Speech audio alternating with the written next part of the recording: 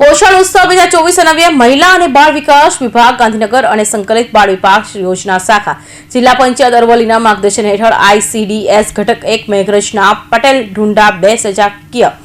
પોષણ ઉત્સવ કાર્યક્રમ આજરોજ મોડી ખાતે રમીલાબેન ન્યાય સમિતિના ચેરમેનની અધ્યક્ષસ્થાને યોજાયો।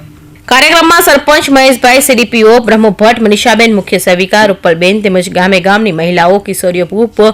મોટી હાજરીમાં ઉપસ્થિત રહેલા હતા। કાર્યક્રમમાં આંગણવાડીમાં મળતા THRના પેકેટ,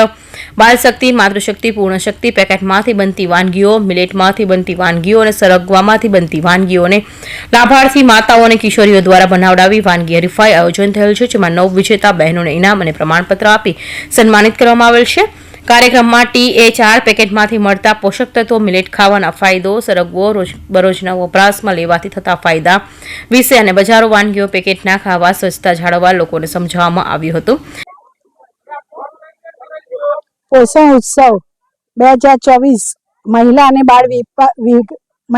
બાળ વિકાસ વિભાગ દ્વારા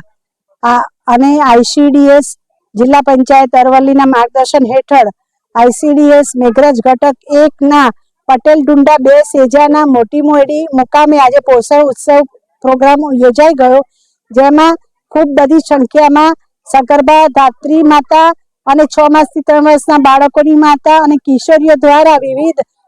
THRના પેકેટમાંથી વાનગીઓ બનાવીને લાવેલા હતા, મિલેટમાંથી વિવિધ વાનગીઓ બનાવીને લાવ્યા હતા અને સરગવામાંથી વિવિધ વાનગીઓ બનાવીને લાવેલા હતા। એ બધા વાનગીઓનું નિદર્શન દ્વારા તેઓને નંબર આપવામાં આવેલ છે અને આજરોજ જે પધારેલ બધા મહેમાનો દ્વારા બધી જ માતાઓને સંદેશા આપેલા છે કે મિલેટના ધાન્યનો રોજબરોજ ખોરાકમાં ઉપયોગ કરો, સરગવોનો દરેક ઘરે સરગવો વાવવાનો અને દરેક ઘરે સરગવામાંથી સરગવાના સૂપ, સરગવાજીના શાકભાજી અને થેપલા મુઠિયામાં વપરાશ થવો જોઈએ અને THRના જે બાલ શક્તિ, માતૃશક્તિ અને પૂર્ણ શક્તિના પેકેટ આંગણવાડીમાંથી આપવામાં આવે છે,